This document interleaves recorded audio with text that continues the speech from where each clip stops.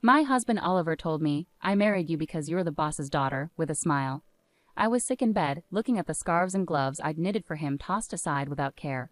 His words hurt, making me realize I needed to confront him. Oliver and I have been married for 5 years. We don't have kids, but we've been happy together. He's always busy with work, which sometimes leaves me feeling lonely. But he tries to make time for us on his days off, which helps. I met Oliver through my dad, who used to be his boss.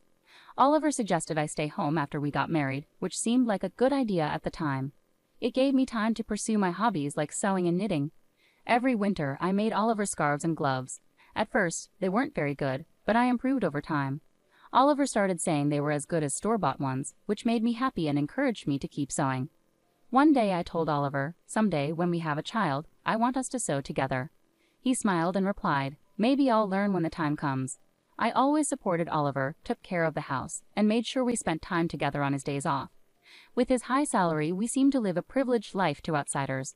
I was content with this life, imagining a quiet future with my kind husband and our child. About 2 years ago, our peaceful life was interrupted. I suddenly felt dizzy and collapsed while waiting for Oliver to come home. He rushed me to the hospital. When I woke up in a hospital bed, I overheard Oliver talking to the doctor. My symptoms were serious and likely something I would have to deal with for life. It wasn't life-threatening immediately, but it could happen again. Given my condition, doctors advised me to stay in the hospital until I recovered somewhat. Seeing my anxiety, Oliver reassured me, you'll be here for a while, but don't worry. I'll visit whenever I have time off from work. We'll get through this together. His words and his hand in mine eased my worries. With him by my side, I felt everything would be okay, despite not having any real guarantees. True to his promise, Oliver visited me nearly every day after that.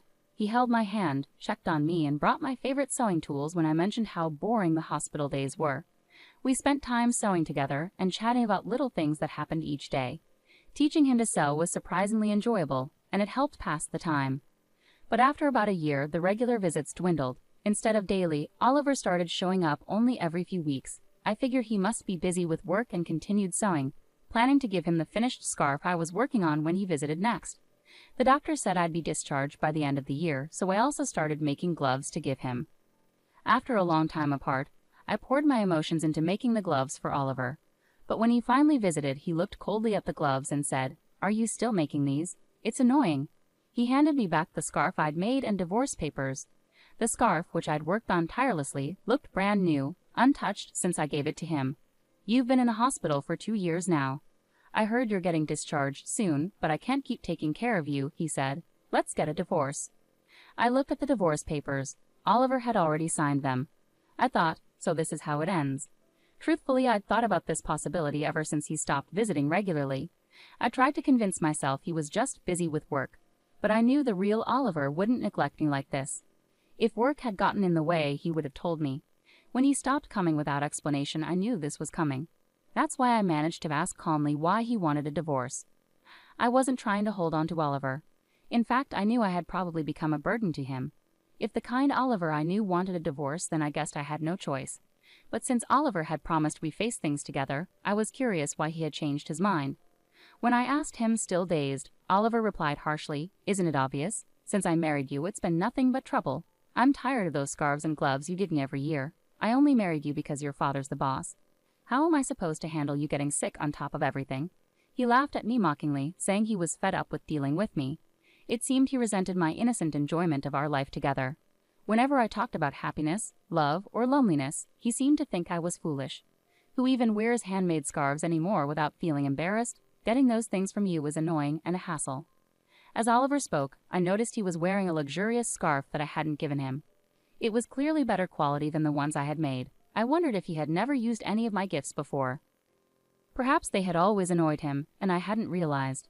After I got sick and my father retired, Oliver no longer had to pretend to care about me at work. Having a sick wife became a convenient excuse for him. In the first year, he made a show of visiting me between his work duties. I could imagine my father, before retiring, praising Oliver at work for being a good husband who worked hard while looking after his sick wife. Oliver had crafted this image for himself and was well liked by his colleagues.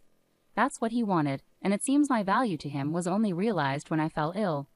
When I confronted him with these thoughts, Oliver looked surprised and admitted, "Well, it did make things easier at work. Whenever I mentioned you, people were sympathetic and treated me well. If I worked late, I was praised for being dedicated. If I needed a break, I just had to say my wife is, and that was enough. He said this without a hint of regret. He had cleverly used my illness to his advantage in ways I hadn't known. And as for my upcoming promotion, well, they may be idiots, but I owe it to your illness, he added. As I listened with my head bowed, I looked up when he finished speaking. Instead of the man I loved, I saw a cruel grin on his face. I realized this was his true self. Well, if I could be of some use, then that's good. We probably won't see each other again, so take care, I calmly said, returning the divorce papers to him. He took them without a second glance and swiftly left. That marked the end of our marriage, and I silently cried. After some time, I left the hospital and moved back in with my parents. When my father heard what had happened, he was outraged. I never expected him to be like that, he said. But I had already made my peace. I reassured my father and told him I wanted to stay with them. After tidying up the house, my parents understood and encouraged me to do what made me happy. For now, that meant living with them. Before moving back with my parents, I decided to visit our old house. But when we arrived, the front door lock was broken. Perplexed, we rang the doorbell and were met by a stranger. I asked him about it, and he told us he had bought the house a few months ago and was now living there happily with his family. My parents were furious, but I chose not to disturb the new residents and quietly left. Unable to leave it be, I called my husband right away. He casually replied, "Yeah, I sold it while you were in the hospital. Keeping the money as my compensation. It was my house originally, so you can't complain, right?" His nonchalant words made me sigh. I wish he had told me sooner, I thought. From what I learned, the house had been sold about a year ago, around the time he started showing less concern for me. Even if he had planned to divorce me, selling our home without discussing it was shocking. Although we had finalized our divorce by signing the papers, we still needed to discuss dividing our assets after my discharge. We had scheduled a meeting for the following week, but my husband had acted on his own, which was beyond belief. When I calmly confronted my husband over the phone, telling him he didn't understand anything, he seemed puzzled. "What do you mean?" he asked. I replied, "I'll explain next week," and hung up. I smiled at my concerned parents and asked my father for a favor. I shared my plans with him and asked him to get everything ready. "I've already prepared all the necessary documents. There's not much time before our meeting next week, but we'll manage," my father said, with a slightly worried smile. As my father, he probably felt guilty for introducing me to my husband. His anger toward my husband spurred him to do everything possible to help me. I thanked him and looked forward to our meeting day. Just imagining my husband's face made me smile for the first time in a while. With my father's support, I got ready for the meeting. We decided to meet at my parents' house. We sat in a row, my parents and I on one side, and my husband on the other. He must have known my parents were hurt by the divorce, but he seemed indifferent now. He probably felt there was no need to respect my parents anymore. He remained composed, even showing a hint of a smirk. His attitude was disrespectful and arrogant. "I'm the one who's been wronged here, but I don't plan to ask for too much," I said calmly. "The money from selling the house will be enough," my husband replied, trying to appear generous. My father's face turned red with anger, but I gently placed my hand on his to calm him. We knew that in this discussion my husband was the one at a disadvantage, so there was no need for us to get overly upset. "Before we proceed, there's something important to discuss," I continued, and my father handed over a document. It proved that the land under the house my husband sold belonged to my father. "Yes, the house was in your name, that's clear. But the land belongs to my father, and he holds the title," I explained, showing him the document. My husband frowned slightly. "So what? The house was still mine. No one can complain. Do you think this gives you a way to get back at me?" He chuckled as if he found the whole situation absurd. "It's true that legally, selling the house under my husband's name posed no issues, even though the land belongs to my father," I explained further.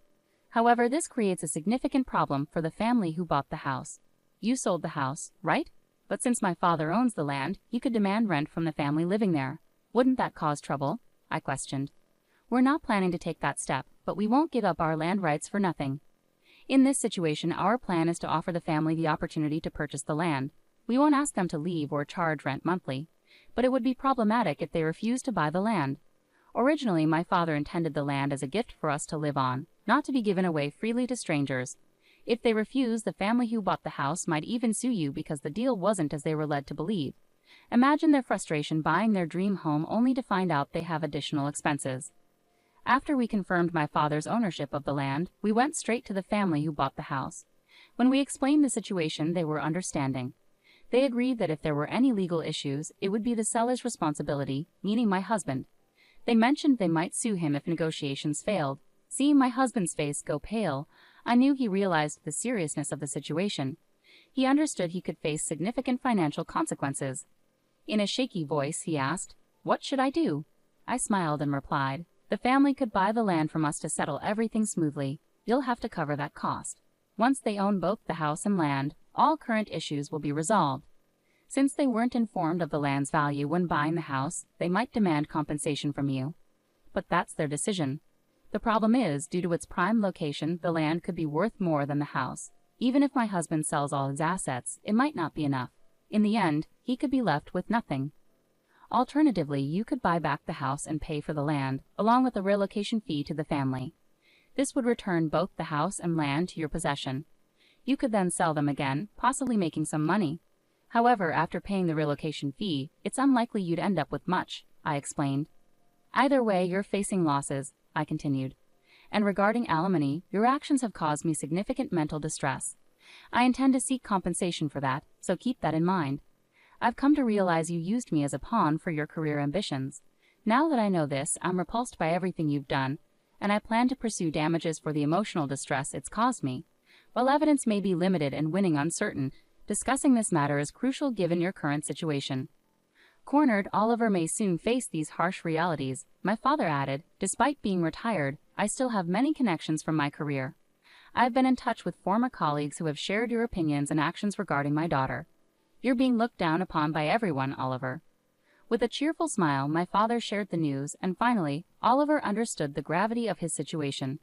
The status he had built at work, using me and the money from selling the house without my consent, was slipping away.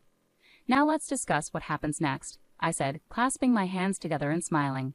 It was a different smile from any Oliver had seen before, brighter since our separation. You must understand that the fate of your assets will be decided today, I continued. Drawn in by my words, Oliver could only manage a forced laugh, tears in his eyes. The negotiations favored me, and Oliver agreed to pay alimony. We also settled that Oliver would compensate for the land where the house stood, which we then explained to the family who bought our house. In the end, everyone benefited except Oliver, who lost everything. The rumors my father started spread through the company, causing Oliver to lose his status and halt his chances for promotion. As the rumors continued, Oliver found himself isolated, and eventually my father informed me that Oliver had resigned. It's tempting to see it all as karma, as gains made through exploitation are fragile. What Oliver thought he had achieved turned out to be fleeting. As for me, I'm living in my parents' home now and teaching sewing classes. My classes aren't packed, but I earn a decent income thanks to local participants like neighborhood women and children. Although I couldn't have children of my own, as I once mentioned to Oliver, I've discovered that sharing my passion brings me genuine happiness.